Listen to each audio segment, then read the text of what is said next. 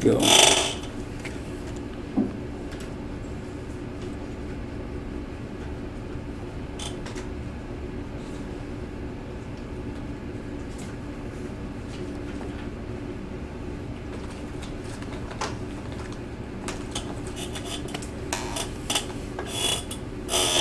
LeChatelier's principle quotes as follows: if a stress is applied to a chemical reaction at equilibrium,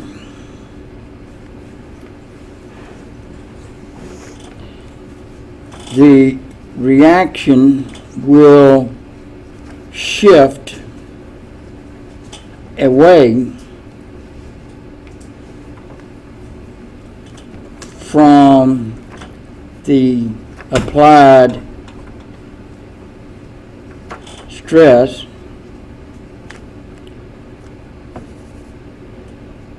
in order to achieve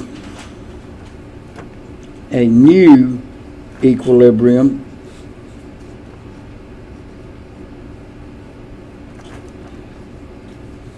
with new concentration values.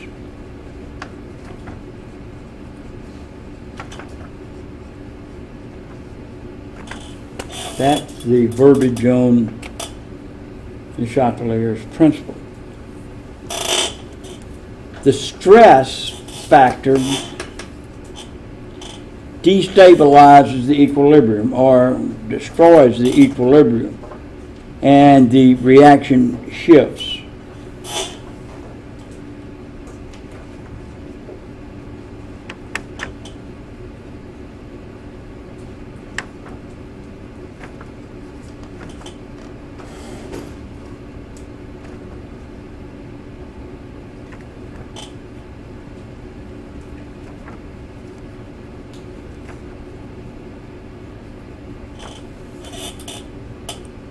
There are three stress factors that affect chemical equilibrium.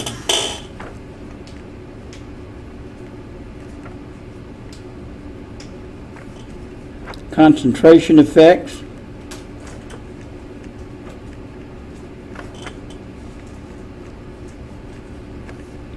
temperature effects,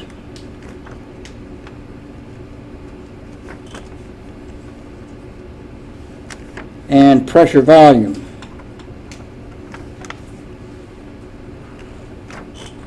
Effects.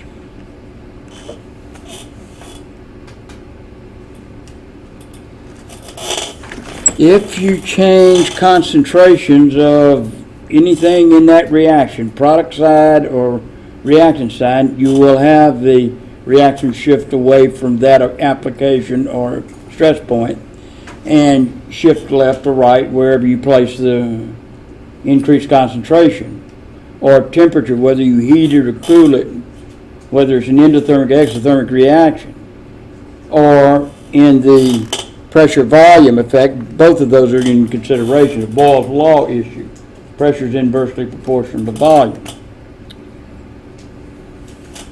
The only thing that you have to take into consideration that will not shift the equilibria, and there's one issue down here in pressure volume effects, is the addition of a catalyst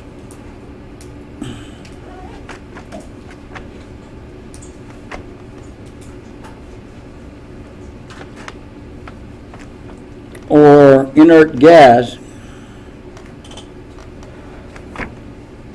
will not affect equilibrium stability.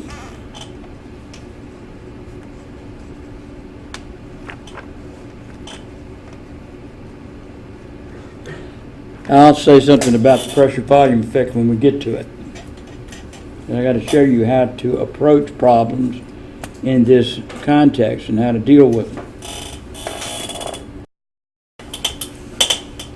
The evaluation of whether or not which way an equilibrium will shift and the outcome of that effect is, in my humble opinion, and using this technique is incredibly easy. A lot easier than some people have seen on some of the blogs and forums. They use incredibly complicated systems to determine that what I'm going to show you, you can determine in a heartbeat. Okay, concentration effect refers to adding or subtracting reagents from the reaction system. Let's take A plus B goes to C plus D, whatever, any reaction like that.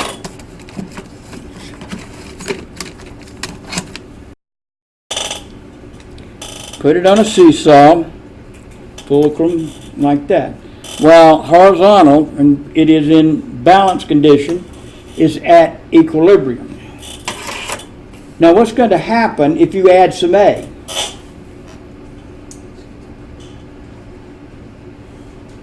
Shift to the left. Yeah, doesn't take a genius to see that, does it? It's going to tilt left. Now you got an excess of A plus B going to C plus D. Now it needs to, this is not at equilibrium, right? The equilibrium is destroyed by applying a concentrate more A into the system. So the reaction has to shift away to establish a new equilibrium. So which way is it going to shift? It's got to shift to the right to reestablish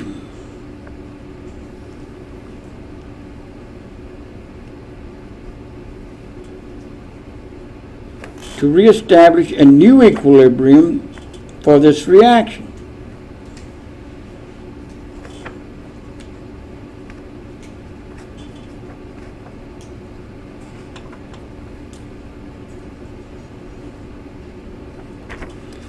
Concentrations of A, B, C, and D are different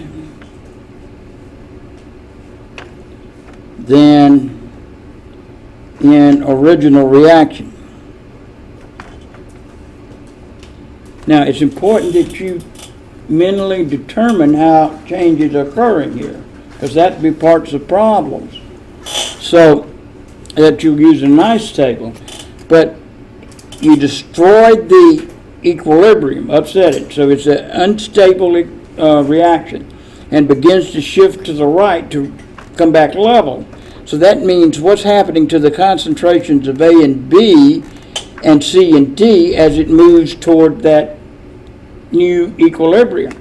Well, it's going to try to take away some of the A, and the B are going to combine to produce C and D. So the concentrations of A and B are going to go down.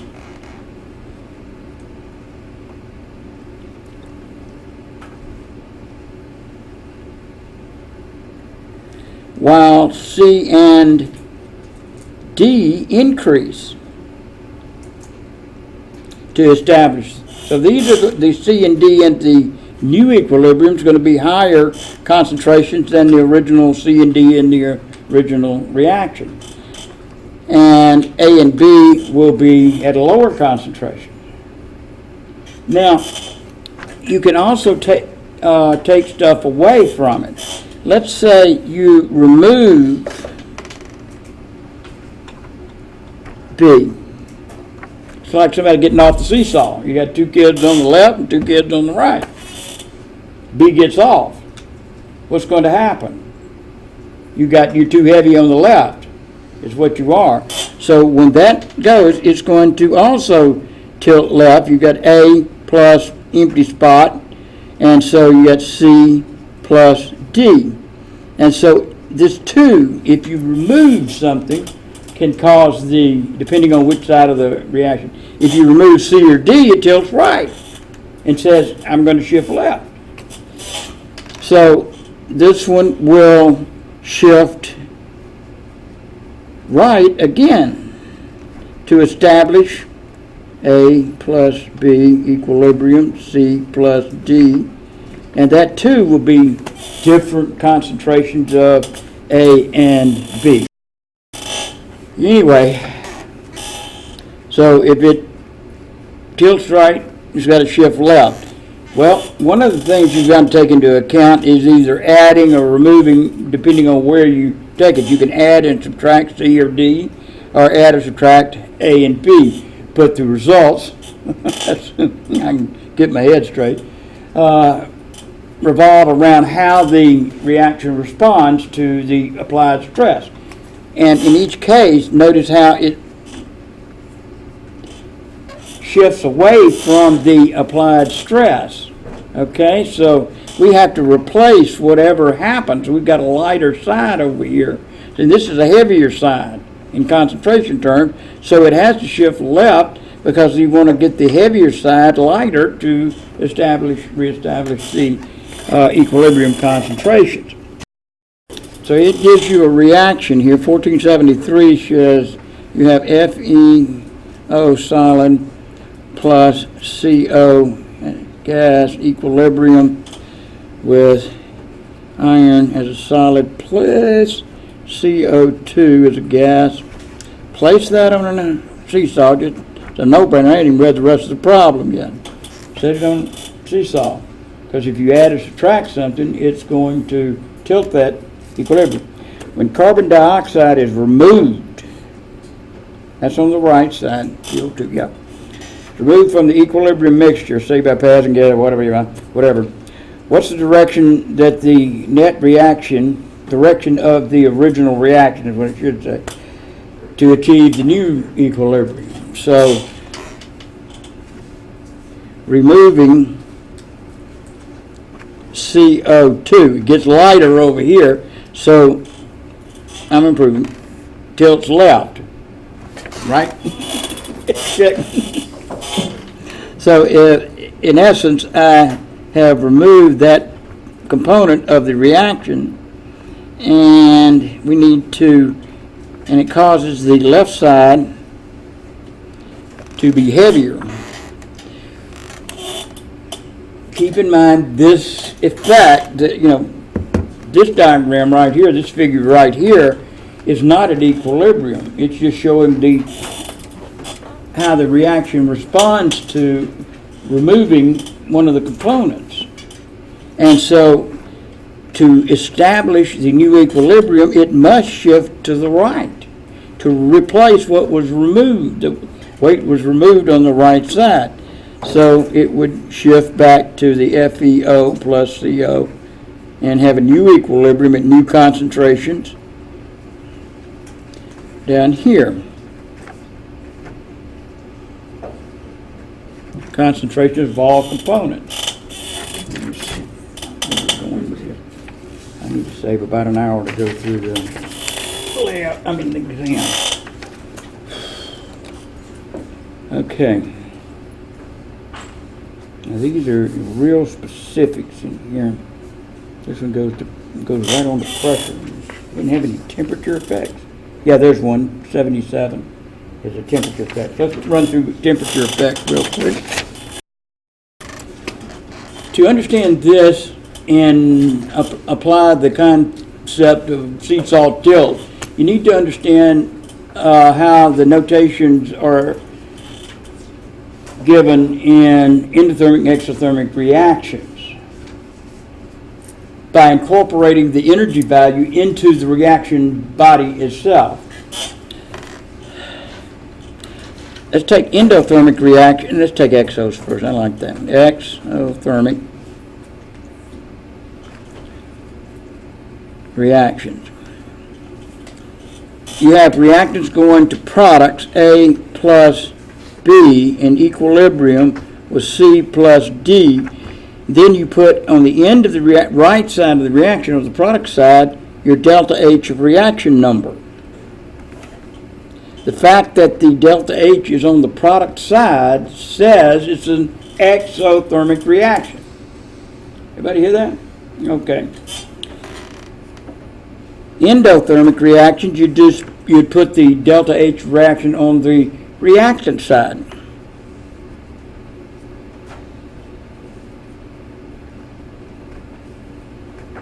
A plus B equilibrium with, I need to put my number in, plus delta H of reaction. See, it's on the left side. Goes to C plus D, like that. So, first thing first, that has to be understood first. If the number is placed on the, if it's an exothermic reaction, place the number on the right side. If it's endo, place it on the reactant side, as though it's gaining energy or something. Okay. Start with a reaction A plus B, C plus D, that's exothermic, delta H reaction. And put that on a seesaw. So what will the reaction do if you heat it, and what will it do if you cool it? Well, with the delta H on the product side, heating adds caloric, and think of it as a weight factor. Well, it's heavier now on that side, so our reactant will tilt to that side and shift away from it, or will shift left.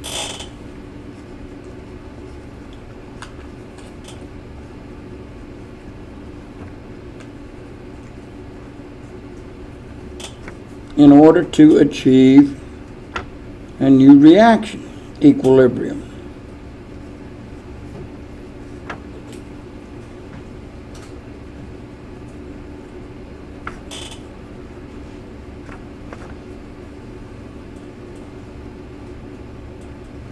Or if you cool the same exothermic reaction,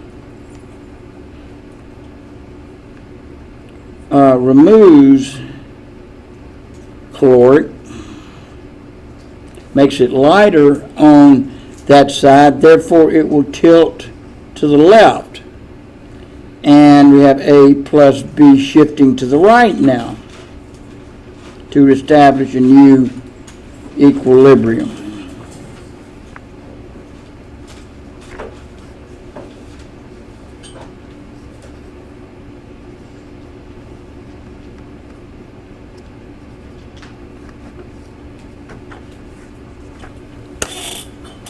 Now, it's just the opposite if you have an endothermic reaction. So, we start as with all of these types of problems, well, the temperature and mass change problems, we'll start on the seesaw. You won't do it with the pressure volume. And so, again, we look at heating and cooling in the same way. Well, this time heating is adding caloric to the reactant side, therefore the outcome is a left tilt, right shift.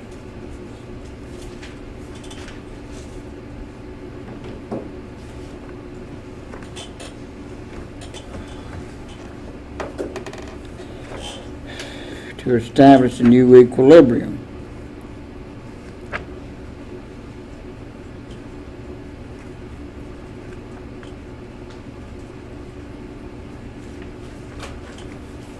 That. In the same way over here, if you cool, you're removing caloric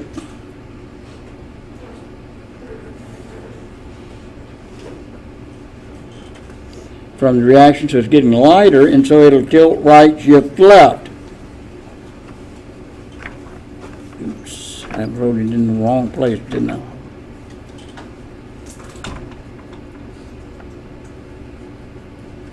Keep doing that.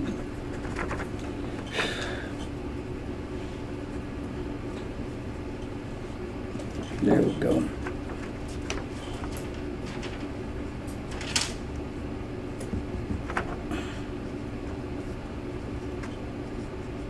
I think you're getting, I hope you're getting the idea of what I'm talking about.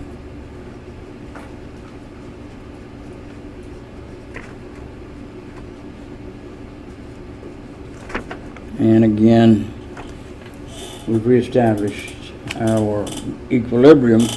And these, as well as those in concentration, the new equilibrium concentrations are different than those that you start with, by increasing and decreasing due to the shift.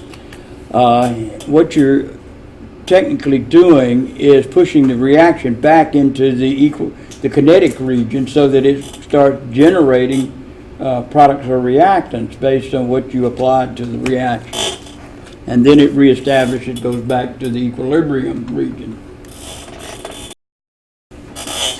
Okay, so this is 1477, and we're given a reaction. Methanol is prepared industrially by this reaction, and I'm looking at it, and it's a negative 21.7.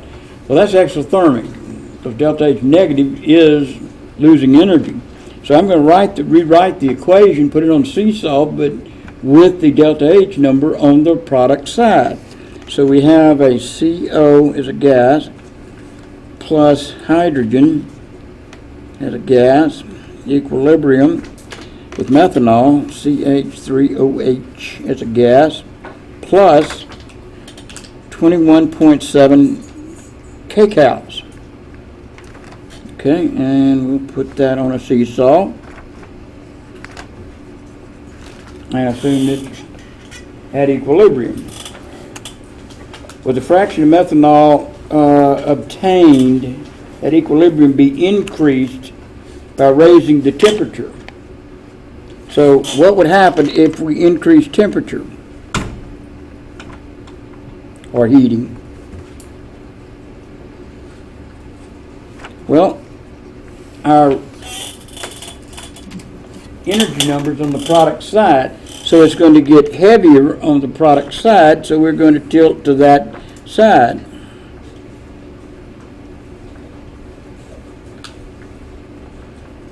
And the reaction will shift to the left.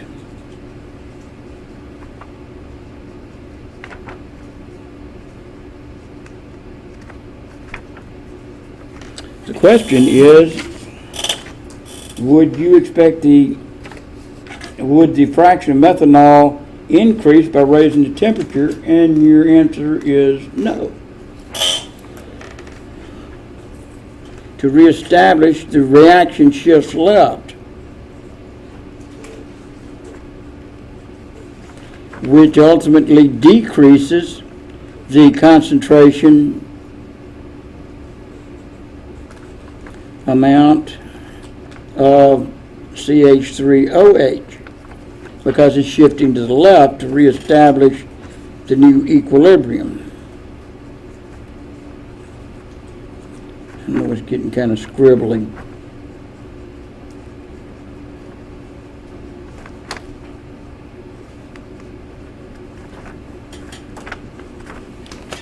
So that's how you answer questions like this. If you can understand how cooling and heating affect the reaction, then you apply that effect by assuming you're adding weight or taking weight away, cooling would. Then you can make a decision on which way it'll shift and whatever the outcome is. Let's see, 1478 gives you this reaction.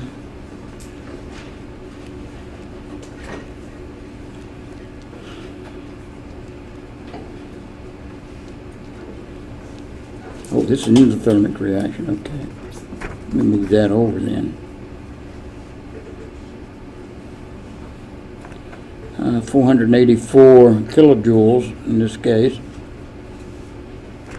gives you the hydrogen gas and oxygen gas. Place that on a seesaw and then answer the question.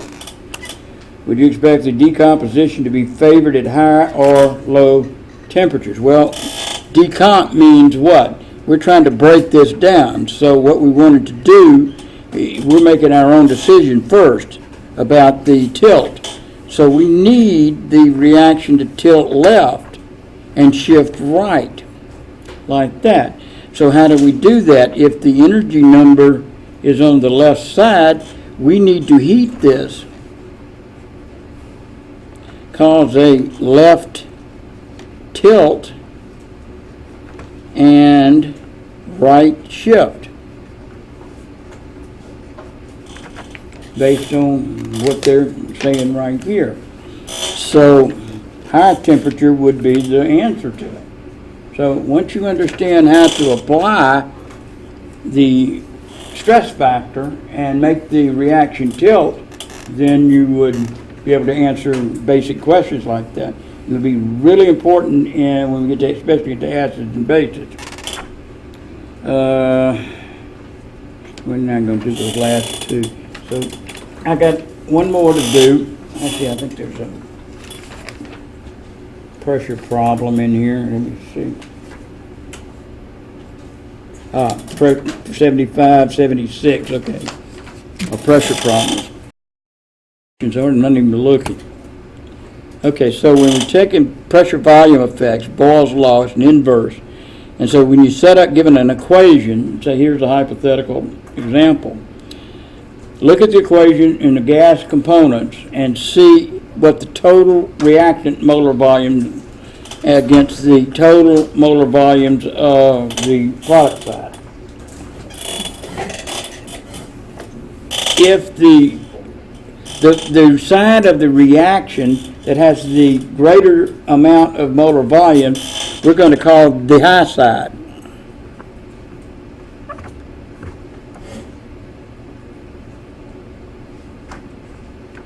And the side with the lower number of molar volumes, the low side.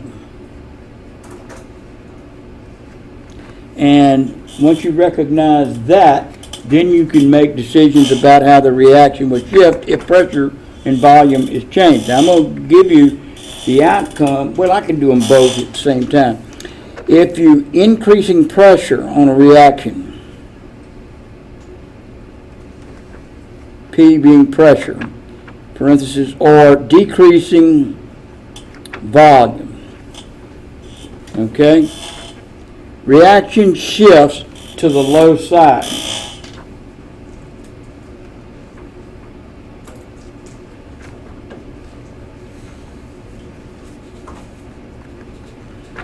Decreasing pressure,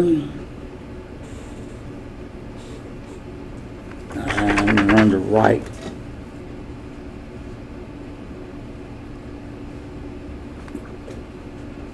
Increasing volume, reaction shifts to the high side.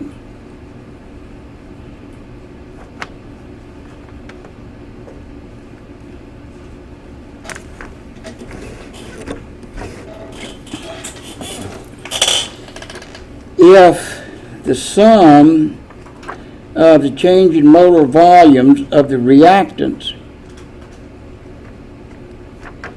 equals the sum of the change in molar volumes of the products, no shift will occur.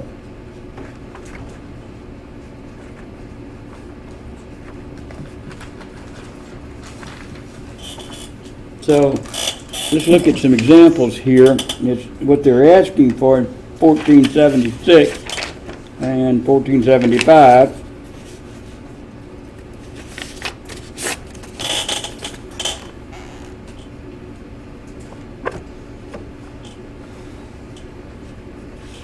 Okay, what would you expect to be the effect of increasing pressure on each of the following? Would the pressure change cause the reaction to go right or left, basically what you're saying. So we're increasing pressure on all of the examples.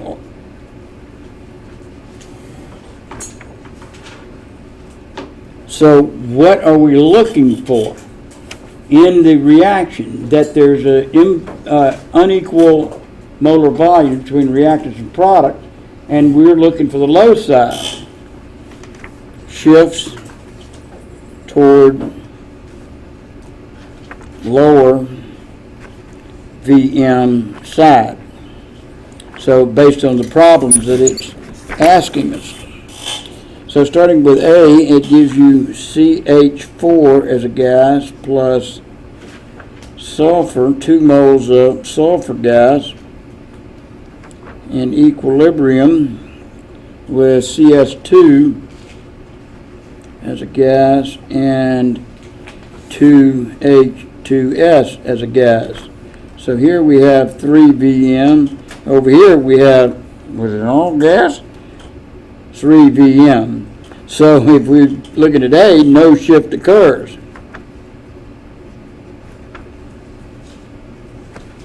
For that one. Let's look at the next one. That one doesn't shift either. I need to give you one that'll shift. God. Bound to be something in here that'll shift. Yeah, here we go. Let's say you're given this one 2NO2 as a gas plus 7H2 as a gas, equilibrium with 2 ammonia's gases plus water gas. Now we count up the molar volumes. And of course the 4 molar volume would be the low side, so reaction shifts right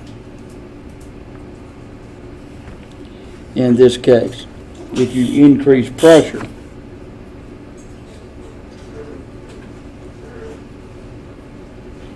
So that's the long and short of it. Now, if they give you a reaction, I'm trying another one.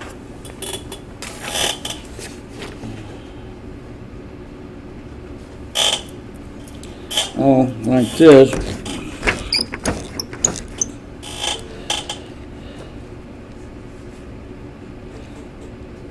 H2S as a gas in equilibrium with 2H2 as a gas plus S2 as a gas, and if volume of reaction chamber is decreased, which direction will reaction shift? Well, you're decreasing, if the volume is decreased, then pressure is increasing.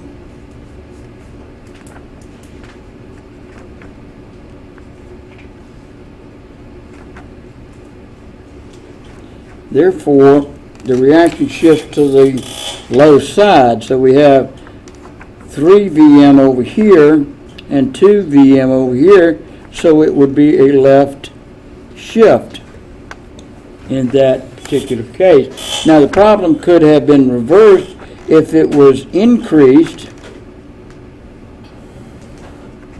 over here. That lowers the pressure and it would shift to the high side under that condition. Okay? Okay.